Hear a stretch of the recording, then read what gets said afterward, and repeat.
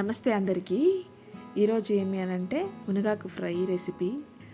చాలా సింపుల్గా ప్రిపేర్ చేసేసుకోవచ్చు, అలాగే ఆరోగ్యానికి కూడా చాలా మంచిది కదా.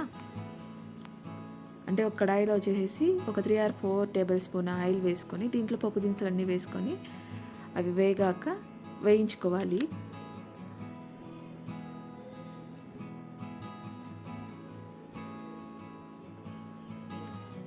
దీంట్లోనే 2 పచ్చిమిర్చి కట్ చేసేసుకొని వేసేసుకోవాలి. కొంతమంది ఒక్కొక్కరు ఒక్కొక్క స్టైల్లో చేస్తూ ఉంటారు. ఇది మా అమ్మ ఏ విధంగా ప్రిపేర్ చేస్తుందో నేను అలానే చేస్తూ ఉన్నాను. అంటే దాంట్లో వచ్చేసేసి ఒక 3 or 4 అవర్స్ నానబెట్టుకున్న కందిపప్పు వేసేసుకొని బాగా అంటే ఫ్రై చేసేసుకోవాలి. అంటే కొంతమంది దీంట్లో ఉల్లిపాయలు వేస్తూ ఉంటారు, వెల్లుల్లి వేస్తూ ఉంటారు. అంటే టేస్ట్ వాళ్ళ టేస్ట్కి తగ్గట్టుగా చేస్తూ ఉంటారు. ఇలా కూడా ఒకసారి ట్రై చేసి చూడండి, చాలా టేస్టీగా బాగా ఉంటుంది.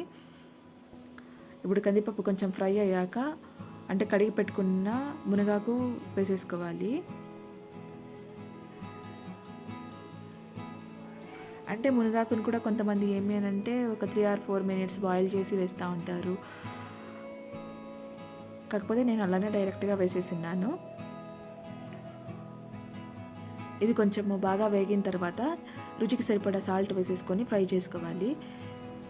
ఇప్పుడు దీన్ని మగ్గడానికి వచ్చేసేసి దీని మీద ప్లేట్ వేయాలి. ప్లేట్ వేసేసుకొని మగ్గించుకోవాలి. ఇప్పుడు బాగా మగ్గిపోయింది కదా, దీంట్లో వచ్చేసేసి అంటే ఈ కందిపప్పు ఉడకడానికి వచ్చేసేసి సరిపడా వాటర్ వేసేసుకోవాలి. అంటే తింటూ అన్నప్పుడు క్రంచీనెస్ ఫీల్ అనిపిస్తూ ఉంటుంది. కందిపప్పు హాఫ్ బాయిల్ మాత్రమే అయి ఉంటుంది. టేస్ట్ కూడా చాలా బాగుంటుంది తింటూ అన్నప్పుడు. ఒకసారి ఇలా ట్రై చేసి చూడండి, మీకు నచ్చుతుంది. చాలా సింపుల్గా అయిపోతుంది. కరెక్ట్గా ఒక 15 minutes or 20 minutesలో అయిపోతూ ఉంటుంది.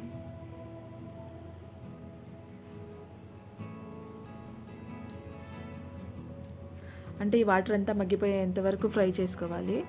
దీంట్లోనే అంటే మనకు సరిపోయేమైన కారం వేసేసుకొని బాగా వేయించుకోవాలి. దీంట్లో ఏమి అంటే కొద్దిగా పల్లీలు వేసేసుకొని దాంట్లోనే కొంచెం వెల్లుల్లి రెబ్బలు వేసేసుకొని పొడిగా చేసేసుకొని దీంట్లో వేసేసుకుంటే టేస్ట్ మాత్రం సూపర్. అంటే కచ్చా పచ్చాగా దంచుకుంటాం కదా, టేస్ట్ మాత్రం చాలా టేస్టీగా ఉంటుంది. అంటే నాకు ప్రతి ఒక్క దాంట్లో పల్లీల పౌడర్ వేసుకోవడము ఇష్టము, కాబట్టి నేను ఇలా చేస్తాను.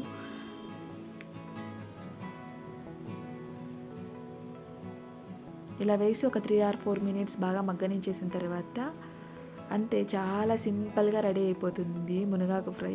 ఒక్కసారి ఇలా ప్రిపేర్ చేసుకొని తినండి, సూపర్గా ఉంటుంది. Thank you.